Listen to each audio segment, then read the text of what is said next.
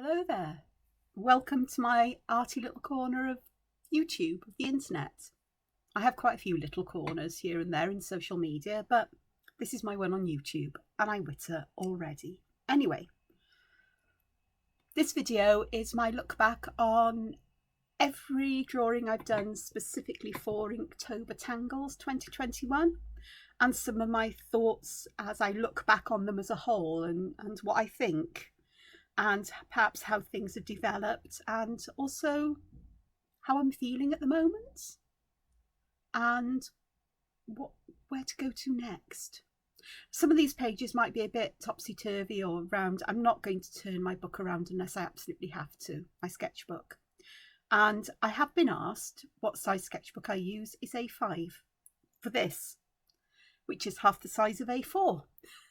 And about half the size of letter paper if you split it from top to bottom, halfway from along its tallest edge. But anyway, it's a really nice size because it's not overwhelming a space to fill with drawing. There's enough space there to do plenty of variations. It's easy to get perhaps a more pleasant layout of such things as this than in an A4 book. And I had a lot of fun colouring this paper, as you'll see later on. But all 31 days ago, it all started with day one, and it was Lunar Flex. And do you think I can remember who Lunar Flex is by? Nope. But I do have a list in my little notebook here. And this was by Debbie New, CZT. And it's a lovely pattern. It sort of caused me trouble and sort of didn't.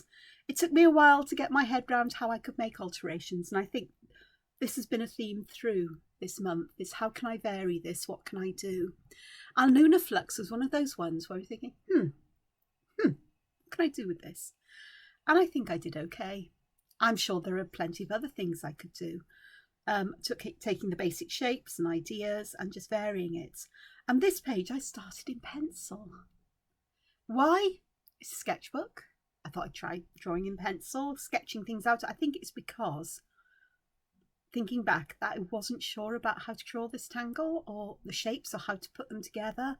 So rather than starting in ink, I wanted to start in pencil so I could erase things or put light guidelines down. But like with all the other tangles, once I become familiar with it, I get that more confident and able to produce variations, even on ones where you think there may not be many variations. So on. So that was lovely. And I did start at the beginning of the month doing the Inktober official list, which is crystals. So I did draw a page of crystals. But it soon became apparent to me as I went on that I want to be more focused on the Tangle pattern challenge than I did the Inktober. I think it's because Inktober invites you to draw things that I've done often, or that kind of thing in the past, or there are just things in the list I just doesn't inspire me. And I do think you have to be inspired by something to be able to do well at it. I know there are people who say, well, you have to push past that, but I'm going, no, I prefer to be inspired. I prefer to feel inspired and not intimidated by something. I don't mind a bit of being out of my, I hate the term comfort zone, but that's where it is.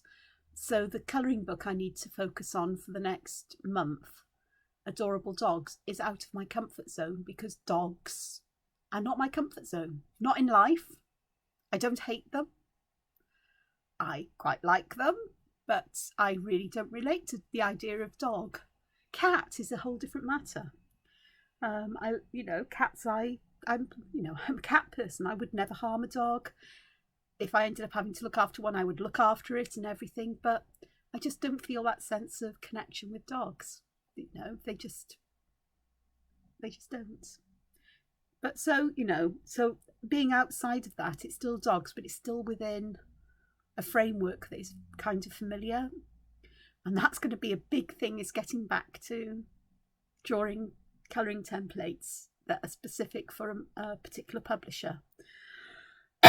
So I'll come back to being in a weird place later on, most probably. The end. Focus, Angela. So day 2 was by Naki by Nadine Roller, and this was one where I was looking at it and I was thinking, oh, what am I going to do with this one? I had this all the way through. How can I vary this? Well, I ended up with 3 pages of variations. I did. Because, well, I could. It was once I'd drawn it and done it fairly successfully, to my mind. There were all kinds of things I could do. I could add things growing out of these open sections, so some of them are joined into stems. I could change the shape, the way that things orientated. I could take it as almost like a fragment. There were all kinds of things to do. I like these ends because the official prompt for this day was suit, so I went with suit of cards. Shading makes this tangle really interesting. In the original Step Out, it's sort of like shaded in like a V shape here, which works nicely. It gives it a shape. But this one I really like, where you just do down the middle bits of those. Perhaps that was in the original, but the space is so small, excuse me, that you don't really notice it. And of course I had to work with some colour, and I went with pinks because I'm reds here.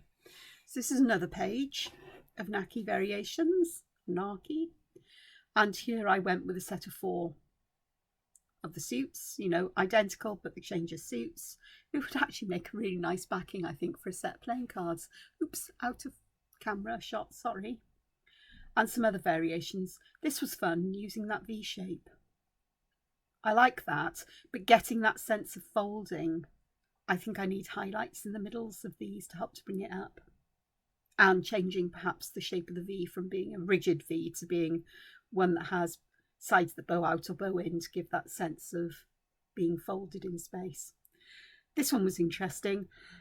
Maybe not all that successful, but it was kind of taking this idea, but instead of putting that orb that joins these individual sections at the top there, put it in the middle to make it kind of like a chain, or more like that.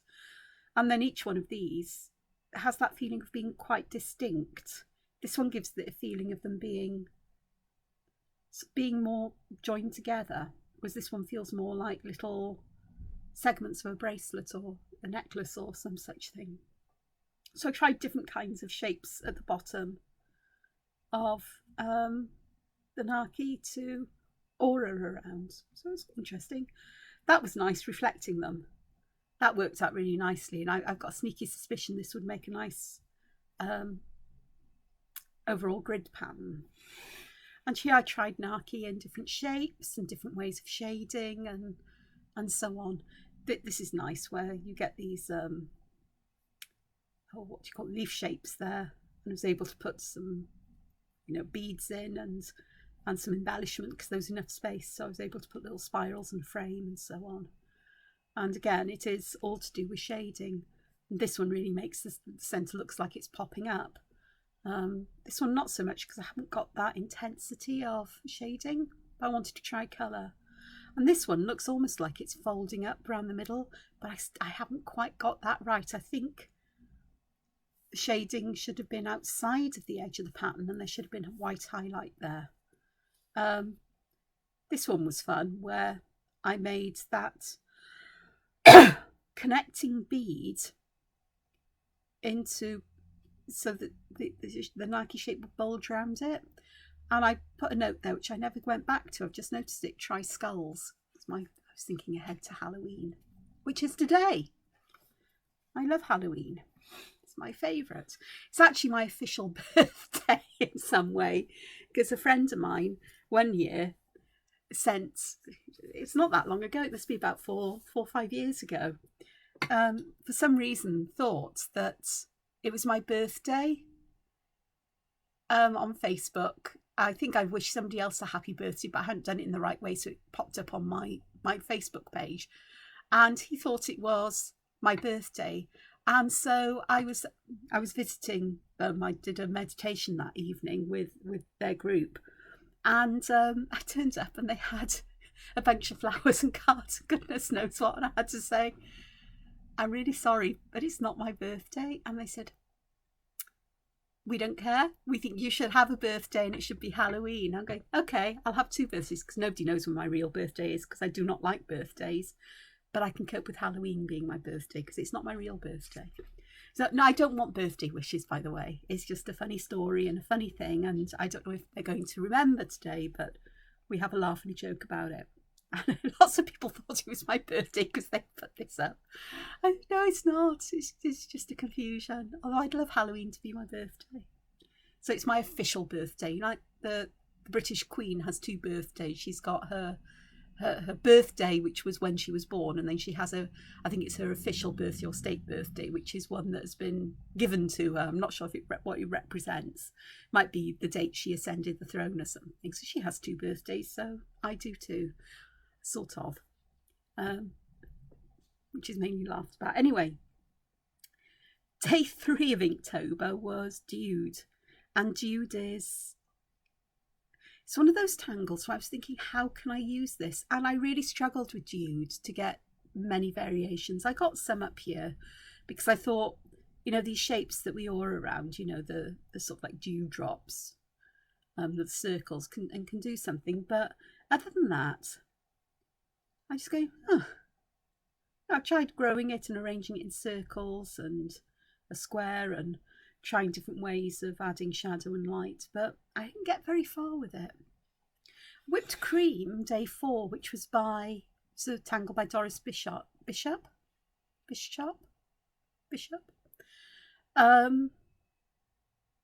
was another one of those. I was thinking, how can I vary this? And the answer is, without losing its essence, not in very many ways, except I thought it'd be nice to put something in between the 2 sides.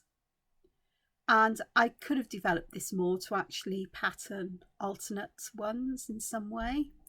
I didn't, but I got engrossed in how I could make use of half a whipped cream, semi-whipped cream, and then how they turned into this, which is a bit, I suppose, it's not Fengle, it's, I don't know what pattern it is, but it's similar to another pattern. I'm sure somebody will remind me. But again, shadow and highlight is the key to bringing this one to life in many ways. But it vexed me a tad.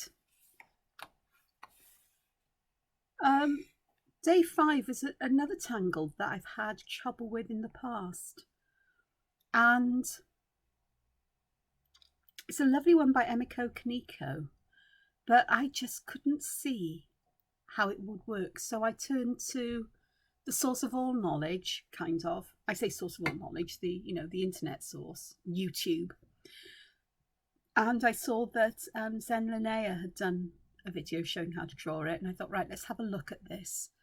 Because although step outs for patterns are really clear, sometimes they just do not make sense to me. My brain just doesn't click with them. And I can work it out by sketching it over and over again myself, but sometimes I just need that little bit of a visual cue as to how lines move and go. And brilliant, Annika, brilliant. I went, oh, that's how you do it. The first one, yeah. It just didn't get the rotations and things right. Rotate paper helps.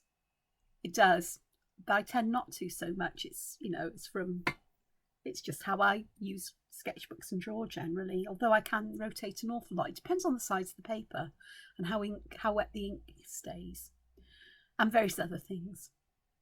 Sketchbooks are really awkward to rotate anyway. This one not so much because it's small, but I eventually got it, and I discovered that there are different ways of auraing and so on, and I ended up with just a couple of variations here, not much. And you can see that these early ones, I really wasn't getting my head round this idea of varying patterns. I did like the single leaf one though, and I haven't really made much use of it. I look at these and I go, oh, I really like that, and I forget to incorporate it into drawings and so on. The official Inktober day 4 was not, and so I dug out some of my books on how to draw Celtic knots and found one that actually made sense by Sheila Sturek. and it's all based on hearts, which is mad. Even the ones that don't look like they've got hearts in them have got hearts in them. And so I drew some simple ones and added tangle patterns and so on because I could. And I remembered how much I enjoyed working with these. And she does it. Does she do it with grids? She does it in a different kind of way, I think, to using clear like orbs and dots and things, but it makes sense for me to put them in.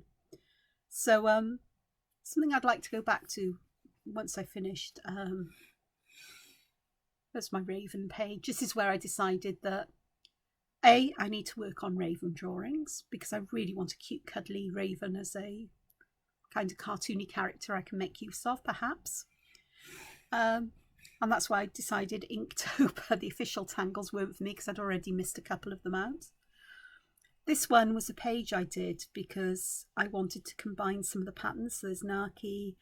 These are whipped. Is it whipped cream? No, it's not whipped cream. It's the single leaf of the one. The what was it? Army. And Lunar Flux, and then just some filler tangles, and there's some not Fengle, Mooka, and little spirals print on in there, just to see how they could work. And I really like this looking back. Could do with extending the shadow out a little bit in the lighter colour to really lift this up, and increasing the highlight perhaps around the edge would work. And but it was more about colours and materials than anything. And I had used a graphite pencil to add shadow to, and that's why I realised just how shiny graphite pencil is and how I don't like it, and how it ends up looking, always looks a bit grimy to me, or it did. And that's where I decided to put pencils to one side mostly, although I did use them on this one, because it is what it is, and worked with it. So this burst was fab. This is the one that I started to get more creative with, I think, because it's a grid pattern, which I love. It's got shapes. It's made out of two simple areas. You've got the corner bit, and then you've got the other bit, and you can treat them in any way you like, sort of. And I did. I had fun, and I'm sure there are absolutely more options to this, but I thought, well, hang on, we've got squares, what about different shapes? So I've tried triangles. I even tried circle shapes with the same idea of how you construct them, and I did individual, I think they're called fragments, aren't they, the individual parts that you put together to make a pattern. What I didn't do, I did do some where I'd try putting them together in a different way to the original pattern to see what would happen. And that's something I haven't done anything much with, but we'll come back to that towards the end. So this was a page. I'd started drawing this with no intention of doing anything more. It's, this is my typical sort of kind of drawing. But I had these sections beginning to, two distinct sections, and I needed to find a way to connect them. So I went back to this after we looked at the next tangle, which was Morisot. And these are shapes that are familiar to me because I use this kind of shape and idea anyway. I didn't know there was a Zentangle pattern with it in. It's a lot like stained glass or cracked pavements or crazy paving in some way. But I just wanted to work with it and see where it took me. And it took me to interesting places, I think. Again, shadow and highlight are key to bringing this really to life, but colour especially.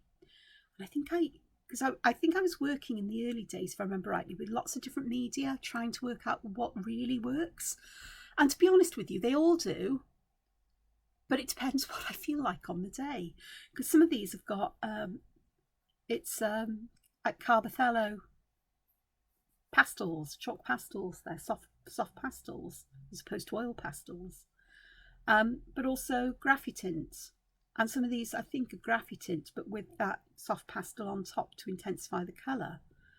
And I used this is a souffle pen, a white souffle pen, Sakura, and unlike jelly rolls, once it's dry it's waterproof, it stays, doesn't get washed away. And it was fun to both put these on top. It's very opaque, so it's very white, but also to put them down first and then add the graphy tint, and then use a damp brush to move the graphy tint, and the colour settles around the edge, and it sort of like creates these very slight dark edges around the souffle. And I really like that. On this page I used these are the graphy tints, but these here were Ecoline brush pens. Ecoline brush pens are filled with Ecoline ink, watercolour ink, which is always water soluble, but they're really bright and vibrant. And I just thought, I'm not really sure whether I like them. And these pages that you've seen here that have been coloured with distress ink, I coloured these with cut and dry foam, the black side, and the colour's too intense. This is a more subtle one here, but it's still a bit too intense for me because the water soluble media I use will pick the distress ink colour up, because distress ink is always water soluble as well, always water reactive. So that's Morisot, and Morisot was by Cheryl Moore. Oh, Burst was by Kelly Baron, and Day 8 was Zenith, which is another ribbony tangle, and I just worked with it. It's lovely as it is, but I think it's a lot more potential than I explored with it, to be honest with you.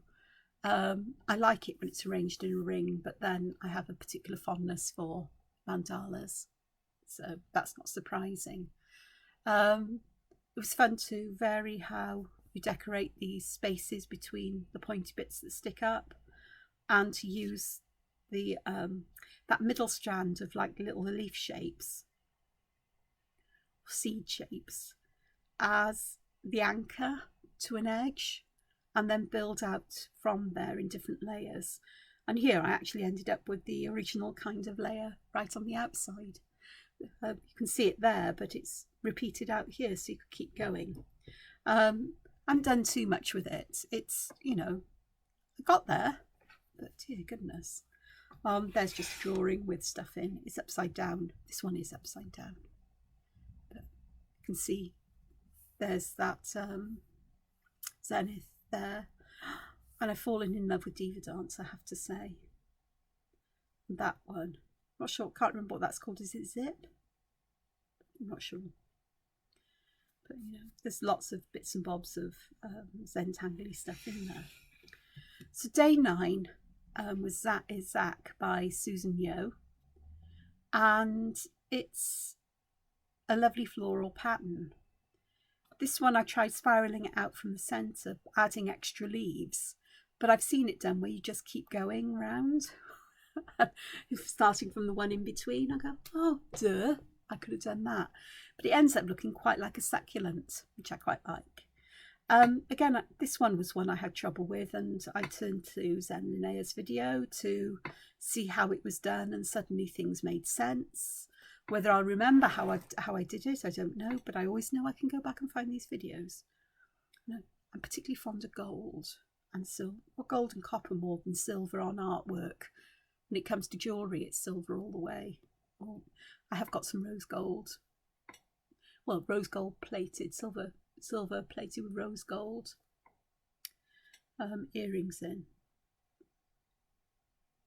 So yeah, so it's lovely, but again, it's changing the shape of these leaves, what you can put inside them, what you can add to them, to the petals, to the design, how many petals you put in the design, changing its shape. But also I quite like the individual petals or leaves and the way that you can add those shapes to them to build them up. I did some that look a bit like dragon scales or the edge of dragon wings. Not so sure about those, but you know, you have to try it to see it and work it out, and it's there for the future. Hirari by Midori Furuhashi is a lovely tangle. I'd seen it before and I've tried drawing it, and I've always been really, oh sorry, I'm off the screen again. And I've always got frustrated with it because it never looks right when I draw it. So I thought, right, let's have a look at a video. So I went back to Zen. Whenever I say I had a look at a video, you can guarantee it's going to be Zentangle. In fact, I think that's all the only ones I've watched. And see how she did it. And hers looked the same way mine did until she added shadow and highlight, and suddenly they came to life and they made sense. These bits of petal that furl over, that curl over, don't make sense until you shadow and highlight them. And that's why I couldn't do them. And once I'd understood that and seen that, off I went. Variations aplenty. I particularly like the ones that have the curvy bits around the edge. But the straight ones are nice as well, don't get me wrong, but I particularly like the curvy ones. But I also liked the furl on the edge, and I thought that'd be quite nice to run along a spine and turn it into half a leaf, possibly a whole leaf. So I've got these little shapes there from that kind of idea. Put one on the stalk to make it like a flower bird. That was fun. I like that one. These particularly like these leaves and these ones here. They're a leaf that's by Emiko Konico, I think it is. And this was fun because there were these spaces in between. So I made this shape more of a V shape than a U shape. And so I created spaces in between for them and used hearts and other things there. So that was fun. I did want, here's more like an open flower, or, you know, looking inside it almost. I did want to try borders, and I don't think I got anything very successfully done on this page. With them all facing the same way up, you get an interesting shape in between that you can add patterns to. I turned them into little leaves, and they felt very Egyptian, but I couldn't really work it out. This one here, it's got little comments on it, because I've got no idea what I was thinking when I was doing that, but it doesn't work. And I did go on to another page for this one because it was so lovely, and I tried this idea of furling things over like a seed pod or a single petal and so on, just one side of it, and different shapes like a heart shape here. So, and there's more of that V shape which shows over there somewhere. Where? There. You can't see it now. There. That is more like that, kind of. Where I kept the rounded shapes on those but square there because I forgot to do roundy bits there. And that's a border that I really liked because the shapes in between, I just added lines and shadow there just to fill it in. That was fun, where instead of putting the bottoms of the motif, that is the tangle pattern, in the middle, put them at the corner. This is for a triangle, but it worked for a square. And this is another variation of one over there. I really like that. You can tell the ones I really like because I go to town on them and we end up with more than one page sometimes. Not always. Sometimes I get, you know, everything I want on one page. It depends how big I draw. Day 11. Day 11. Not even halfway through yet. It's going to be a long video. Fengle. Oh, I saw Fengle, I think, when I discovered Zentangle a few years ago. I thought, we'll have a go at drawing that. I really like that. Every time I tried to draw it, using deconstruction after deconstruction by different people, it just did not make sense. It just didn't work out for me. So what was the key? Can I hear you say it? Can I? Yeah, you say it? Yeah, Zentangle. Yeah, brilliant. Again, seeing somebody do it, sort of like, and seeing how the lines work. I don't know what difference it makes, but it does. And suddenly it clicked and off I went. And I really enjoy Fengle. I really enjoyed Fengle. I'm not sure whether going one way round the leaf or the other way gives a different feel of it all. I say round, you know, but the initial sort of like shape that you put from the middle, the edge shape from the centre, makes much of a difference. I feel it does. I feel it's different, but I can't work out why. But all so much fun, and you've got that space in the centre that is just perfect for adding All kinds of patterns and shapes and goodness knows what too. Fabulous. Excuse me. Tea. It's going cold. It's Christmas spiced chai tea. So it's ordinary tea, Yorkshire tea bags. No, I'm not sponsored. I'm not gifted them. I buy them myself. But it's the only tea I really, really like. And the chai spice mix is from Steenberg's, which I bought along with some Labuchan spice mix and Stollen. I love Stollen, so I can now have Stollen in flavoured tea. You just add a little bit in and let it, you know, when you add the hot water and it flavours it beautifully. And I love chai. It's great this time of year. It's great if you've just had spicy food because it cleans your mouth. But it's brilliant if you've got a cough or a cold or an upset stomach. It seems to settle things. You know, chai. Not the traditional way of making it, but the traditional way involves lots of milk, boiling everything up, and lots of sugar. And it's just too rich for me. Anyway, so a page full of Fengle here. My favourite one, I don't know, on this page. This one's filled with Betweed. And Betweed is a pattern that's vexed me for a long time. And I must have seen it in a video fairly recently and suddenly that clicked as well. So I tend to like that one. I think I like them all. What I'd be intrigued, I've got this thing about Nazeppel at the moment as well. I haven't used it much recently, but there's something about that pattern I like. I think, but my favourite of all is on the next page. So make sure I've got it in camera. It's this one. I think it's both the colours, but there's something about it that just, it's just so dimensional. And I think I cracked some shading and so on. What I used here, I think by this time I'd got the matte graphite pencils, the Pitt graphite matte from Faber-Castell and the Mars black graphites, and I was trying them out, and they don't have as much shine on them as traditional graphite pencils. I think this one here must be the matte black because it's very carbon, it's quite waxy, it's quite different, and they are very black, it has to be said. They don't blend out as well, which is why I say they're quite waxy as opposed to graphite pencils, which have got other things to hold the graphite powders together in them. Doing this as a border, taking the individual Fengles was fun. Very different kinds of feeling depending how far over you angle the S shape. But that was fun, and interlacing them. And down here it was playing with that central bit of the Fengle, this kind of shape, and seeing how it will go together. And some successfully, some not so.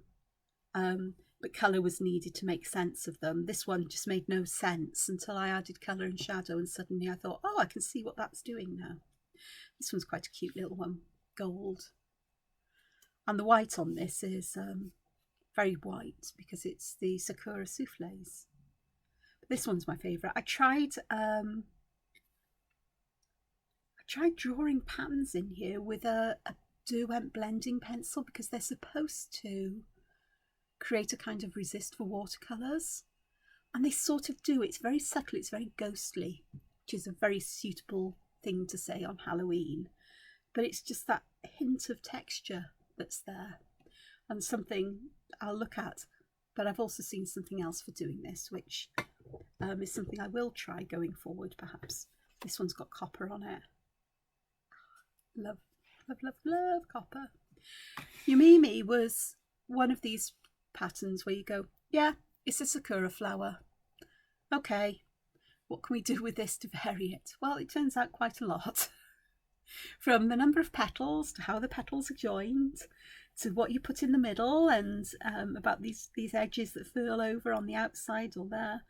This one here, this big one, I'm quite fond of in some ways because the colours on it make it look really like vintage leather or vintage something, really aged.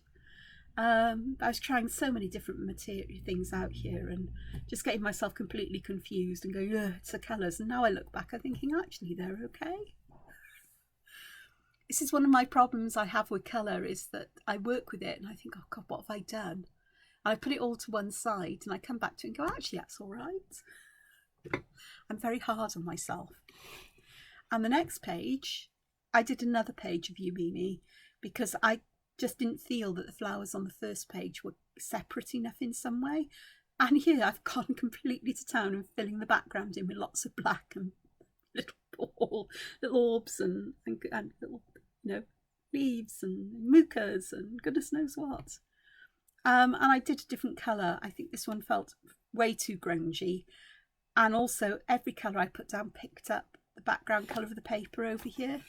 Because I definitely had used on this one the black side of the cut and dry foam to put distress ink on, and that's when I realised it puts on a lot more than makeup brushes do.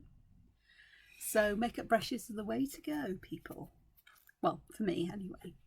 So this one I did, but I did it all with a pink so that it tied in with the colour of Sakura blossoms. But so many variations on a theme here. So many variations. I like flowers and I'm used to varying them. It's something I do all the time in art. Next one, we're up to day 13. Oh, Yumimi was by Sherutomi. This is Spines by Heidi, and this was another one where I thought, oh, I can vary the shape of the spines, and that's about it. Yeah, you think so, wouldn't you? But the other variation is, instead of starting from the middle of the spiral and working out, it's working from the outside of the spiral and working in, kind of, but having those spikes either poking out from the spiral or poking in. You do have to draw this one from the outside in and this one from the inside out to get the spikes to overlap the lines. But it's actually a pattern I really like. I'm really quite fond of the one that goes inward. It reminds me of a piece of Andy Goldsworthy's environmental art where he did something similar in the land with, I think he used carbon powder, really black powder and other things to create this spiral that went down into the earth, and it was just beautiful. And that black was such a stark contrast. I think he might have put coloured leaves around the edge of it, autumnal leaves, I can't remember. And this reminded me of that, but these ones over here, I was thinking, yeah, that's the Sarlacc from Return of the Jedi. If you've ever seen it, I've mentioned it before, I'm going to mention it again. In the beginning of it, you've got Jabba has captured Luke and Chewie and Han and Leia, who he's going to keep as a kind of slave girl, and the droids have been used on his barge and what have you. And he decides he's going to feed Luke, Han and Chewbacca to the Sarlacc, which is this huge sandworm monster that lives in the pit out in the Dune Sea. The Sarlacc's pit, it's not called that, but it's in the Dune Sea. And you see this big mouth opening, and it, as they start to throw them in, it reminds me just of that. And I'm just thinking, oh gosh, Halloween pattern. I've just thought about that. But lovely pattern. It's full of possibilities. It's simple. I love spirals. Some of them remind me of ammonites, which are my favourite kind of fossil and shell. Others were just fun to try. The hearts are quite cute. The leaves, perhaps not so. I perhaps could have made them more pointy. I don't know. Or have them on a slant.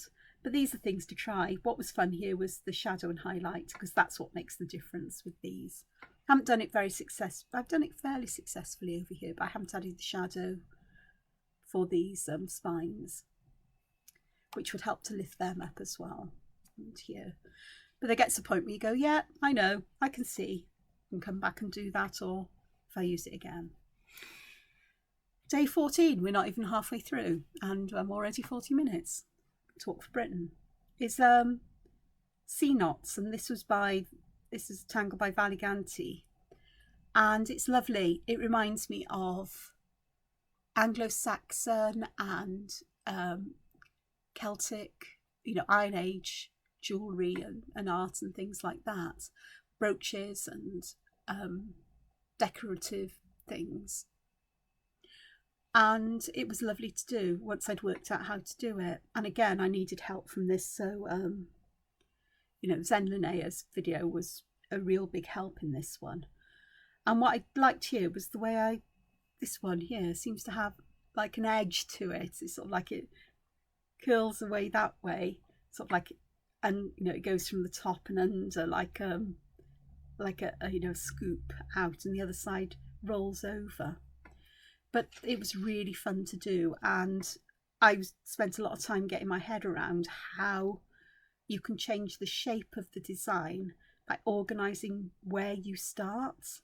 And it's based on, it's grid based kind of, but if you do a perfect square you get this shape, so you have to stretch them that way, these two that way, in order to get more of a square or rounded shape.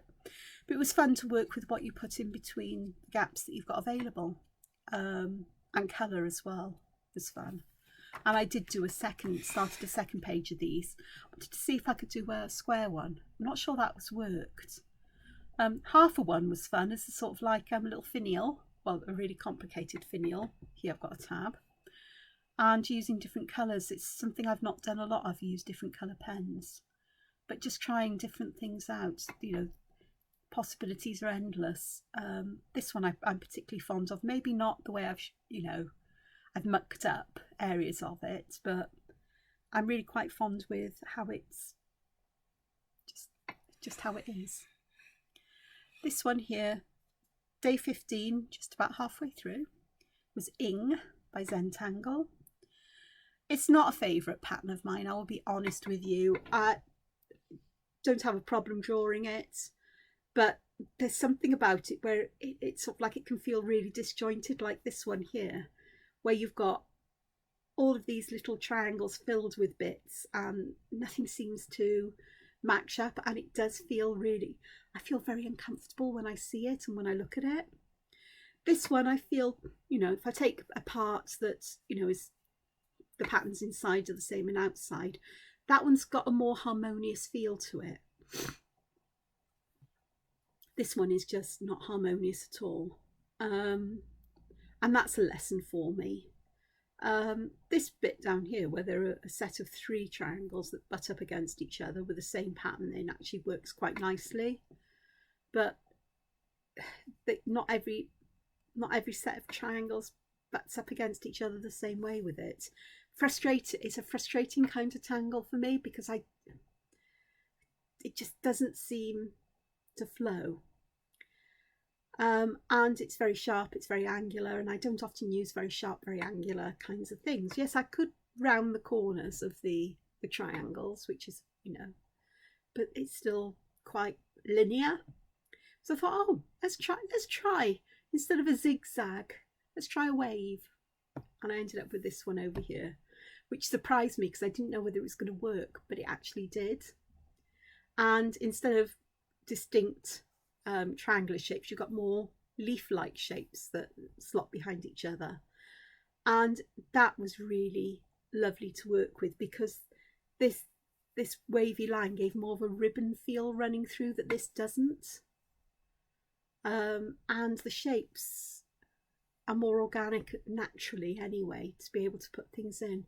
This is rather nice here, and this bit here is my favourite bit of it all, because it's just so, it really looks like things have been twisted and folded. It's so dimensional, and I love it.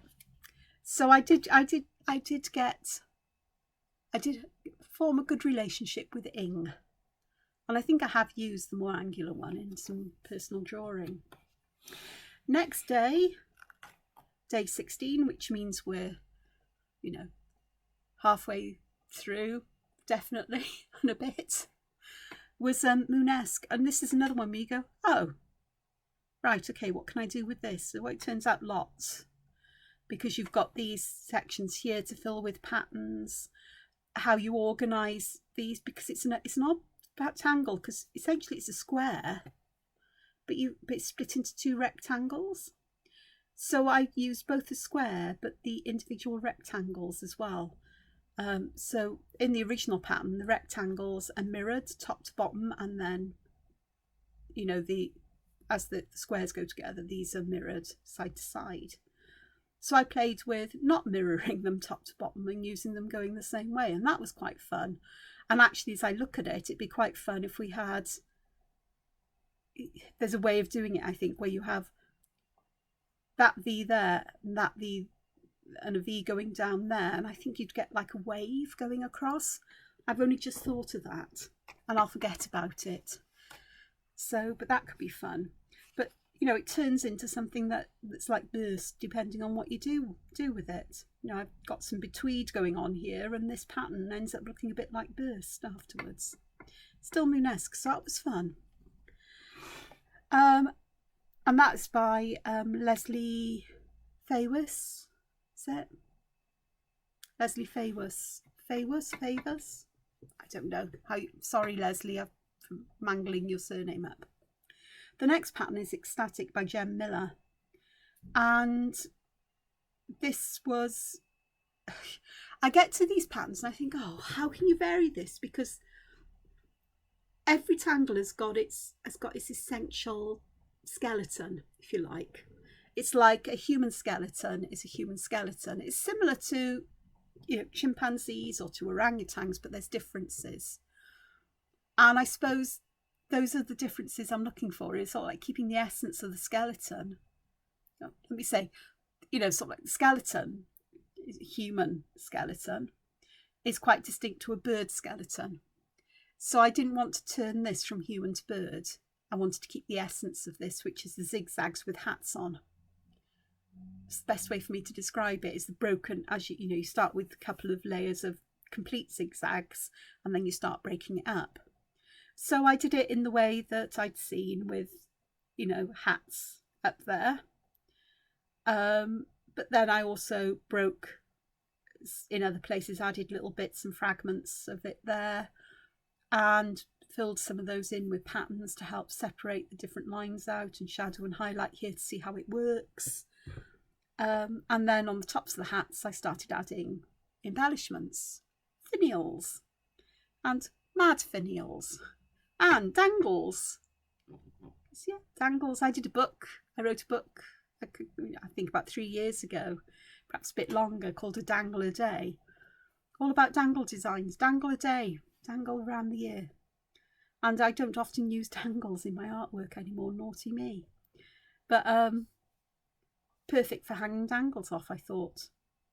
Great fun across a card, a greeting card. You could have a ribbon of this across, and you could have, you know, like your greeting on the top, if you like, and or letters on the top like love or happy or whatever, and then having dangles at the bottom to embellish.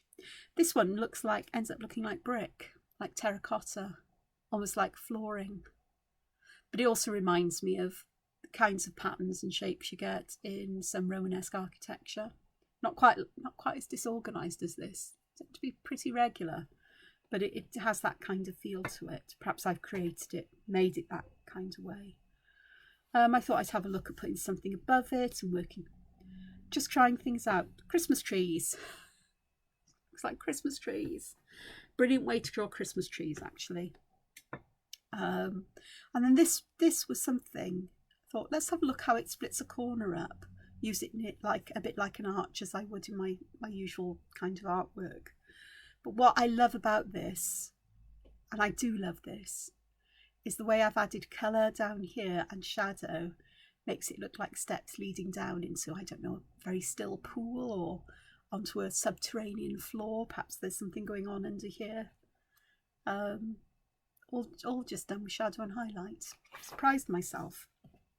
Day 18 is an official, you know, by Zentangle themselves, Moon Pie.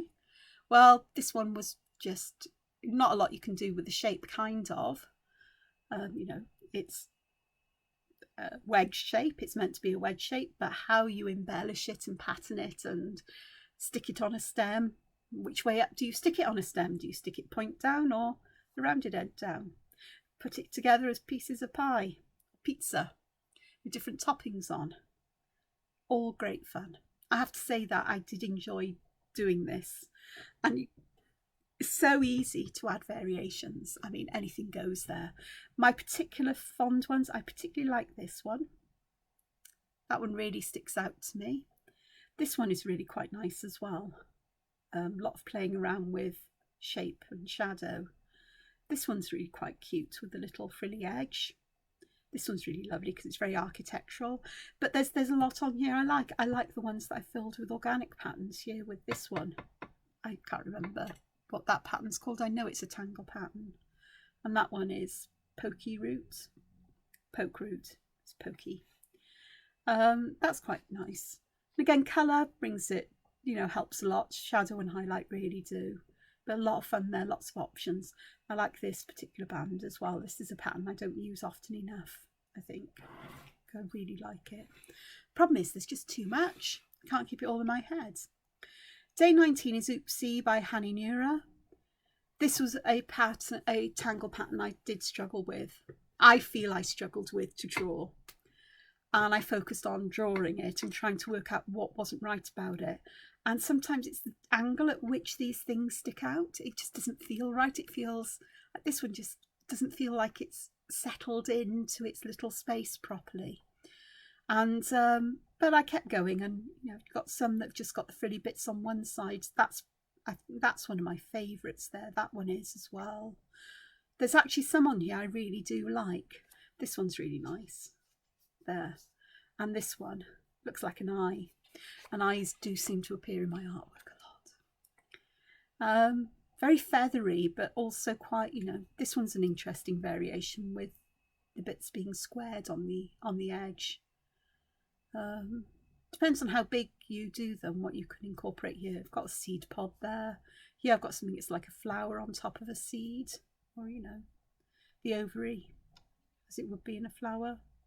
And different things to support them. You know, there's sort of like a stem with some muka there.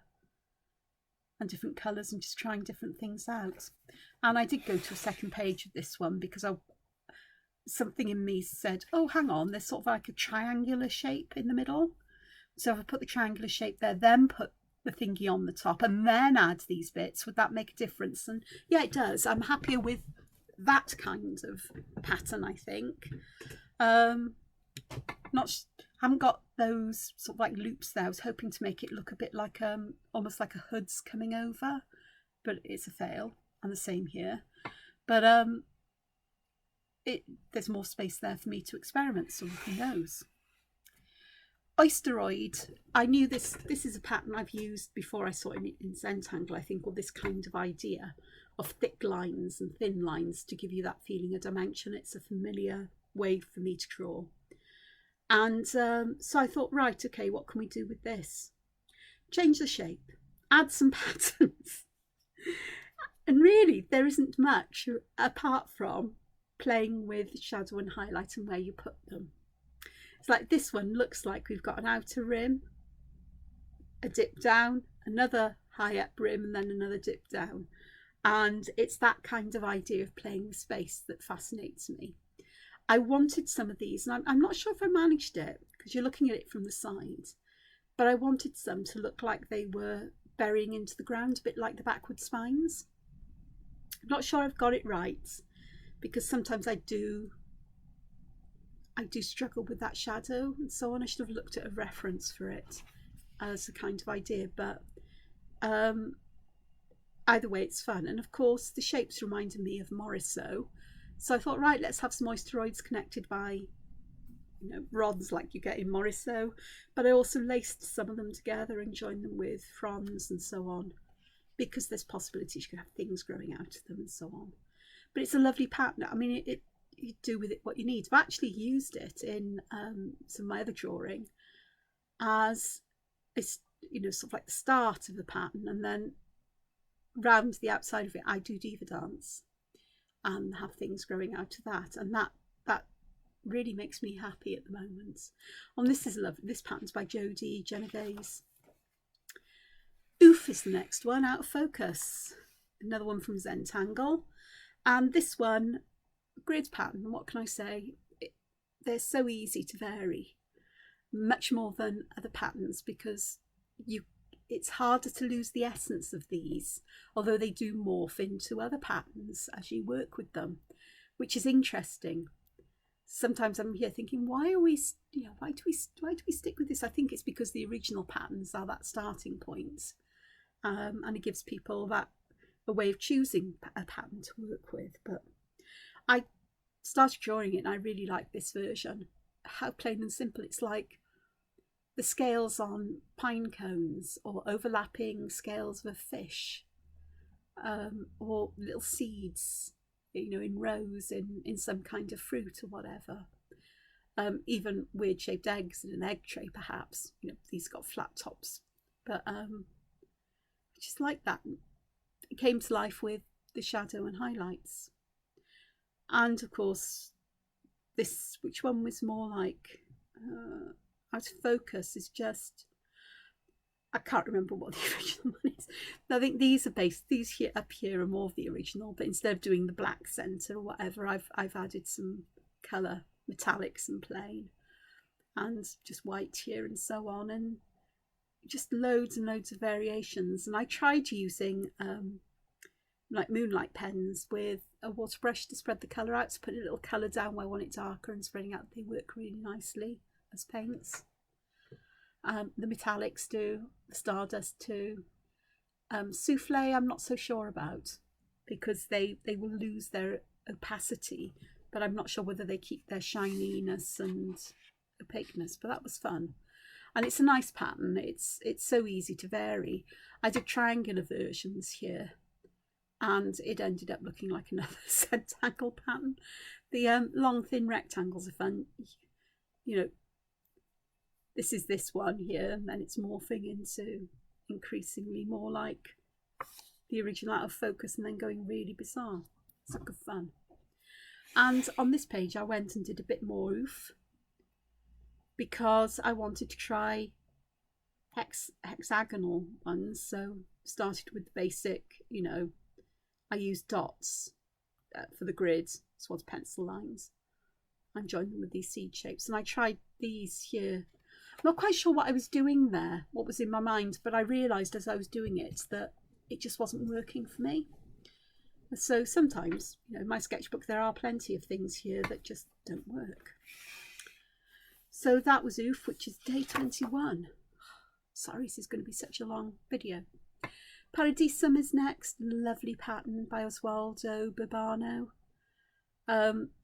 Again, it was playing with it in a way that I didn't lose the essence of it, which were these horns or these shapes curling out and the U or V shape at the top. But my favourite one here, I love this one that's got Diva Dance in it.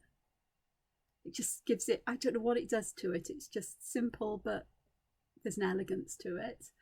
And this one here, which has ended up looking like a bird, that is my favourites, I have to say, if I have to pick one. The Jester one, the Jester's hat one, was a lot of fun, because I was drawing it with these horns coming out. They just reminded me of a Jester hat, so I thought, right, let's do one. It's a lovely, lovely pattern. No colour on that one, just wanted to work with the matte pencils a bit more, and just gel pen for highlights, no pastel or chalk, white pastel pencil or white charcoal. Player was another one, or player, I don't know how you say it, by Apple Limb. However you say it, it's a lovely tangle, but it vexed me. Oh gosh, I've seen it before and I couldn't get my head round it. So who came to the rescue? That's it, Zentangle. And watching her draw it, things clicked into place, and as I drew it myself, things clicked into place. And I used unusually coloured fine liner pens to add patterns to some of them. It's not something I would normally do. I much prefer to work in black and white, and add colour as a whole afterwards. But it actually gives quite a nice feel to it. I particularly like these warm browns. I picked the red one up instead of the brown one like that, and I think, oh, a bit bright, but it actually looks okay. This one here is my favourite. It reminds me so much of Latene art. Early Celtic, Bronze Age art, Iron Age art. This one's a bit like that as well. They're almost like beetles in some ways as well, possibly. I've got eyes looking out. That one's quite nice with that, with the bands going this way. But yeah, lots of possibilities. This one I managed to work on the page upside down, but it doesn't matter because it's a pattern that will look fine whichever way you look at it, which is Ziggly by Deb Bowyer. Lovely pattern again. So much possibility. I'm not even going to go through it. Just say it was fun. So many more things you could do with it. And it's triangular patterns, so I've done it all as ribbons. But you could actually do them. It would work. It would work as a sort of like a triangular grid. Round square was one where again I went, oh, what can I do with this? Apparently lots. I shouldn't say that, but you can. I want to work out how I can get this kind of folded feeling more, because that is really fun. That is warping space so much fun. But I also enjoyed using this inner space to put things in, whether it's using that whole of that space or just something in the middle. This one ends up looking like, you know, some kind of cell trapped in a square, you know, the blobby bits in the middle of a cell. But a lot of fun. Again, you know, variations here, making this border much thicker, so it's much more graphic, and turning these spaces, some of them into pebbles, some into flowers, some into sort of seeds, and then trying different shape here, which is what triangles. I've got something that's, you know, a lot less square, I suppose. It's an asymmetrical parallelogram. There's a name for them, but my head doesn't recall what it is. And then using colour to shape these. These are metallic jelly rolls with a water brush, and they spread out nicely and you get a lot of colour at the bottom and not so much further away. Moonlight jelly rolls, fab on black, and they'd be fun to add little embellishments around these black areas, but I didn't do that. This one here, where I'd started putting laces through, I realised as I was doing it that it would be really nice to have them weaving through, and so that's what I did here. And this one has worked really well. The others I really should have not put the pattern and as if it's underneath, because it just doesn't feel right.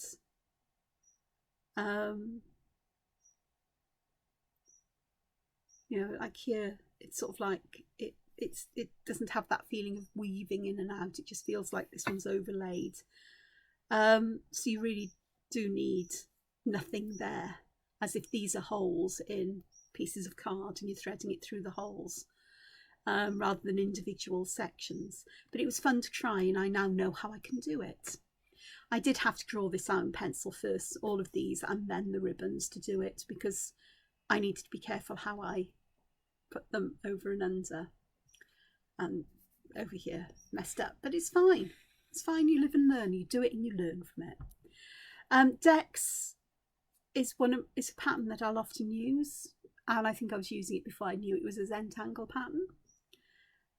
It's just a really interesting one to draw crazily, to even put it into hexagons or into triangles, and the variations on it. And with this one I've used both. If I move it, hopefully you can see some glimmer and shine. Yeah, so I've used starlight jelly rolls with glaze pen on top, and glaze pens on top of some other pens there, just to make the black shiny. Clear glaze is fab stuff.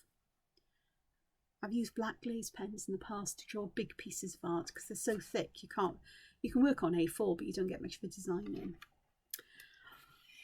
This one, Day 27, Trillina by Eniokan, is absolutely a lovely tangle, and it's one that I struggled with so much. the first time I saw it. I just couldn't get it right. And I saw it on the list and I thought, oh no, oh, have I got to do that? And the answer is yes, Angela, you do. And what would help me do it? I know, I'll watch Zentangle video. So I did, and it clicked. And as I was drawing it, it clicked even more because I realised, God, this is like Fengle. It's so similar to Fengle. And I think it's because the very first one I drew, I did with these wider shapes here. And so once I understood that, I was off on a way. And just variations here, I really like it. This one I beat myself up with, you know, when I realised what I'd done, that I'd got one of these pointing in a different, or this one in a different, them in different directions. And then I realised it actually looks a bit like a starfish crawling across the sand or the bottom of the sea as they move. So I was fine with that. And then Halloween coming up, and I just thought, actually it reminds me of the Oogie Boogie Man from The Nightmare Before Christmas. And it does. And I've got a drawing on the go today, a Halloween one, and I've put some of these in and turned them into Oogie Boogie Men. Oh yes, it had to be done. So Oogie Boogie Trilinas, which is fun, but lovely, a lovely, lovely pattern. And again, the possibilities are with, I think, just changing the number of the arms that come off, but leaving some wider spaces so that you can put patterns in. And this one was an homage to Fengle, so I turned it into a Fengle one. But changing the shape in the middle as well, because that really helps with work, you know, if you want very symmetrical arms coming off. As I used the edge to draw those, you know, loopy lines with a little curve at the end of it. It's great fun. Shadow highlight makes them come to life as well. Oh, people thought some people thought I patterned this myself. She drew these in. No. Distress ink with stencils. Coloured the background in a pale colour, then I used a stencil with a different colour to put those on. Very random, very subtle, but fun. Right, day 28 is Effie. Lovely pattern by Annette Rumpler. Plenty of flowers, plenty of shapes, all basically, that is an Effie upside down, or right way up, depending on your point of view. I wanted to try patterns in the petals, which are always possible. This one has got all of them patterned in the same kind of way, which is quite cute. But then I've got this one, which Debbie New said looks like, you know, Art Deco. This one's Art Nouveau. What can I say? They're lovely, and there are lots of possibilities. I've just gone with shapes of petals, how you arc them, and trying different patterns out. And this is the same kind of shape as this. It's almost like a thistle head. And yet I do use pencils to draw the shape I want to use. I want the flower to be. I also like putting this kind of these lines in between the petals to give that sense there's something behind them, or, you know, something supporting them, and sometimes just capping them and using them as, you know, like the, you know, suggestion of leaves or suggestion of a thin petal there.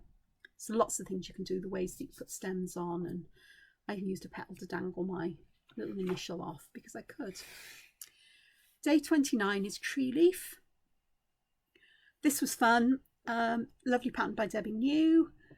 Very different way of drawing branches, not the way I would have chosen, but I went with it.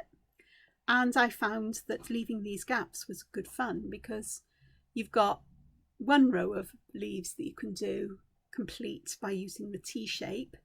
And then once that's complete, you can go back and use those gaps to draw leaves behind them, or vice versa, you know, doesn't matter. But not just leaves. I did some poke roots here and some berries. I've got acorns here. I've used different kinds of leaves. That's the one that's by Emiko Konico, whose name I can't remember. I've got lovely, lovely ginkgo leaves somewhere over here. And I've tried using metallics and starlight pens to add colour to these, which is fun. Although I really do need to go over them with a black pen because they will, and coloured them but with a brush, wet damp brush, to move the colour around. And over here I blended them together. They work beautifully. I've used ink tents in some of these. I think a lot of the ginkgo leaves and these I did in Inktense. And some have used Graphitint, but Graphitint hasn't got yellows. It hasn't got yellows and these lovely magenta colours and so on, so I had to turn to a different medium to use. Very little in the way of shadow or highlight here. I just wanted to focus on different kinds of leaves and different things you can have on the branch. It can be anything you like. Part of me thinks, oh, I missed an opportunity there for some pumpkins, floating pumpkins or dangly pumpkins. I know they don't grow on trees, but in my weird world they could. Yesterday's tangle is one by Thomas Padros, and I have to say I love all of Thomas's patterns. Some of them vex me because they take a while to work through how they go together, but they're just beautiful. They're so graphic, so precise. There's that symmetry that goes on with them, and this one is really lovely in its own way. It's tabs. So down the bottom here you've got some typical tab style pattern. I started off with the kinds that's drawn in the original version, and then I've left what you get left behind if you take the tabs out. You get these cut out tabs where you can see what's underneath, and so I used those up here. I thought they looked like mouse holes, but then it came to me last night that I remember as a child we had this big old dictionary. It was green and it was about this thick. About, it's a bit bigger than A5 in size, but not as big as A4. It's really, really thick. But when you opened the cover, down the side of the page here, pages, you'd see these pieces cut out, and they'd be cut all the way down to where that letter would be. So you'd have one here for A, for B, for C, and so on, and you'd be able to put your finger there, lift up all the other pages, and you'll be at the first page for B in the dictionary. So it saved a lot of time flicking through and so on. And that's what those reminded me of, except they're on both sides of the shapes, because, well, why not? Because I like shapes. They also thought, oh, they're a bit like mouse holes, like mouse holes you see in Tom and Jerry cartoons and so on. But just an interesting way to work with this. But then it all depends how you shadow these. If you put this bit in the middle or leave it out, it's all the same here. I think this is where I realised that, because I thought, oh, they remind me of pages. My mind went on to other things. Fun to work with by sort of like deliberately stacking them and making a pattern with them. Some of these I've tried doing something that's a bit like a Rukas, where you aura that shape and then draw straight lines, and then aura the shape and draw straight lines. That actually would work, but I got confused at the beginning. That's fun, where you have them going in different directions. And the natural segue pattern is Diva Dance, because you've got these lumpy bumps and it's easy to morph one into the other, to my mind anyway. This one's very, very Art Deco, very sort of like symmetrical and so on, but fun to draw. And of course what brings all of these to life is shadow and highlights. I'm not sure if I've done it all that successfully. I don't know. Sometimes I can't see the illusions I create. But all this page, the shadow was added using Carbothellos, and I think the Art's Conte pastel pencil as well, with tortillons, paper stumps, to spread it out. And the nice thing about these is that the pattern that I've put, the stencil pattern I've put on the paper, actually shows through, where the colour is there, but it's very subtle. You can still see, like on this one, there's all dots underneath. I don't know if you can make them out, but I can here. And then to the very, very last day of Inktober Tangle Patterns 2021 is Eek. And this was another one. It's by Zentangle Ink. And you go, oh, what on earth can I do with this? Ease. Lots of ease joined together. Well, it turns out you can do a fair amount with a bit of, sort of like, let's have a go and see what happens. So this would be the original kind of Eek, where I've got ease that way and then turn the page around and turn them going the other way, so they sort of almost interlock. But I used a white jelly roll to add highlight over the shadows I put there that were with Carbothellos, and I filled the E shapes in with metallics and a little spot of you might see if I move them around. I don't know if you can, perhaps. Depends how the camera catches the light. Let's see it. Not too well, actually. Yeah, we're not having a glittery day today, or it's just my brain's not working. And there's some gold in the outside. And I really like that. I thought that is actually really nice, because it's once you add that shadow, highlight or colour that simple tangles can come to life. This is a variation where I put black lines and I used white jelly roll, I think, to highlight outside them in. And then I used green Starlight pen, and I actually faded it up to the outside edge, so this is lighter. And I did put some shadow in here. I used some orange Carbothello here to make this a bit darker, but it hasn't shown up. And this is a variation where I filled these spaces in with their little shape, and played with where the darkest colour is and so on, and metallics. This one very big and bold E's filled in with black. And here I used a metallic, a turquoise metallic or a blue metallic jelly roll, just to put a splash of colour in there to give a bit of difference. That actually helps a lot. But again, shadow and highlight. What I meant to do here was have one side dark and the other side light. I completely forgot. This is the same kind of thing. It's those E's. Yeah, I turned one line of E's into hearts, because it's easy enough to turn that loop into a heart, isn't it? And then the other side had those going down. E's, but with dots between them and so on.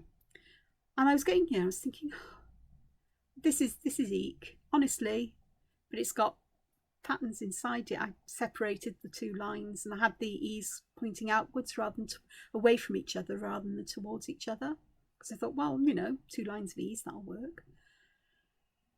Same, over here I've got them pointing away from each other, so I've got this space in between which I haven't done much with.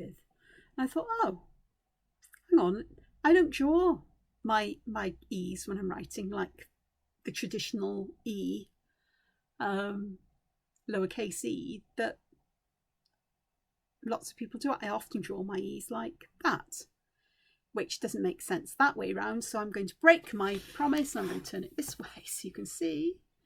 Move it all down there, which is the kind of E's you see in Anglo-Saxon Celtic manuscripts, in the Uncial script. So, yeah, I do write, and when I write, sometimes those E's are written. Sometimes my E's are like a backward 3 as well. It just depends what mood I'm in, what my hand wants to do, what kind of pen I'm writing with. I've got a new stub nib pen, a Lamy, and that's what I'll be writing, because you get thick and thin lines with it. But I've always loved that, so I thought, I wonder how those would work. Well, they work in a different way. You get different patterns. Here it's almost like butterflies, almost. There's them on a single line, and here I used an E that's like this, like an epsilon. I think it's an epsilon, but I auraed the outside, and I end up with this, which looks almost like rings caught round a bar. To change your E, change your pattern. So that was fun to do. And I've added colour and shade in places because I needed to see what would happen, but not everywhere, because sometimes you think, yeah, these E's with the line sticking out are great because they will actually join together. That line will join together, and where the curled bits at the bottom come down here, I put like a seed in them with them holding them and turn them into little lemon shapes, because that's what they needed. So that's Zentangle, or Inktober Tangle patterns for 2021. I have got a sketchbook. Oh, it's not full of them. I've got a few pages left in here, so I will carry on with various things in here, and I've got some other A5 sketchbooks waiting in the wings for me to get to them, because I have decide, today's a funny kind of day, so you're going to get a bit of a talk as I wrap this up, because I've come to the end of something, and for the last month, Inktober Tangle patterns has been a big feature of my days. It's what I've started my days with, and it's brought a lot of pleasure and joy. Not that I don't have pleasure and joy in the mornings, that's for sure. When I'm drawing, I always am content. But it's been a big thing, between that and taking and posting on social media and making the odd video and so on. But it's at an end, and it's a funny feeling because I feel I've both accomplished something, in that I've finished Inktober Zentangles, Inktober Tangle patterns. I've finished the challenge. I've done each one every day. I've got to the end of the month and haven't missed a day. And I've really enjoyed doing it. But there's also a sadness and a bit of an emptiness, sort of like a bit of a feeling lost. Well, what next? Now what? And this is my problem, is that when there's an external push on me to do things, and I get involved, I start doing something, I feel obligated to see it through to the end, whether that's a contract for a colouring book, a project for somebody else, or taking part in a challenge. I feel obligated to complete it. I'm not so good at doing this for myself. I'm not so motivated for myself. But I have really enjoyed taking these patterns, looking at them, working out how they work and seeing how I can vary them. And whether I use them in any other artwork or not, I don't know. I may do. And I'd like to continue doing this. I may not get a page a day done because I know that by the end of October, I've got to have 31 colouring templates complete and finished and inked in. And I'll get another week or two to get the coloured templates done. And it's doable. I've got 2 done already. So, there's 2 done.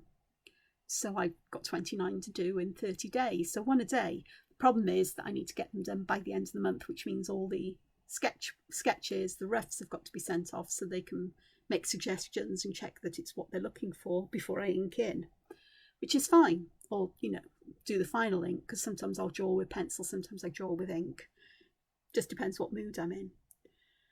So I know I'm going to need the time for that. There's other things that I need time for.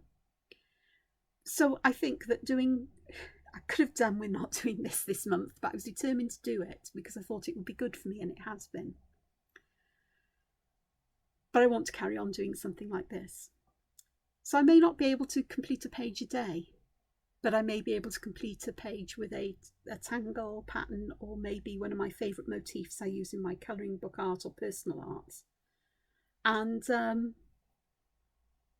share that process with you. Videos, and just short videos, because I won't have the time to create long ones. This has been a long one, 1 hour and 22 minutes already, or 1 hour and 23 minutes. And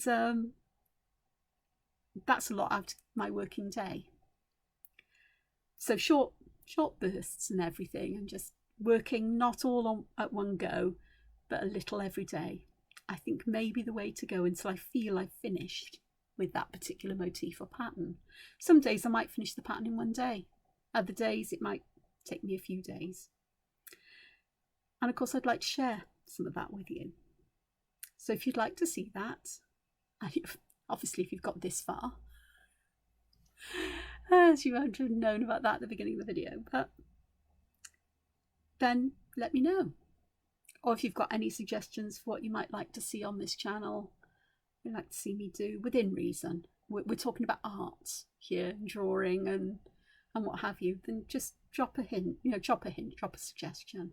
Can't promise I'll follow up on it, but they need to be related to art and creativity, I think. Drawing particularly. And the last thing that remains for me is thank you to everybody who's joined me on this journey.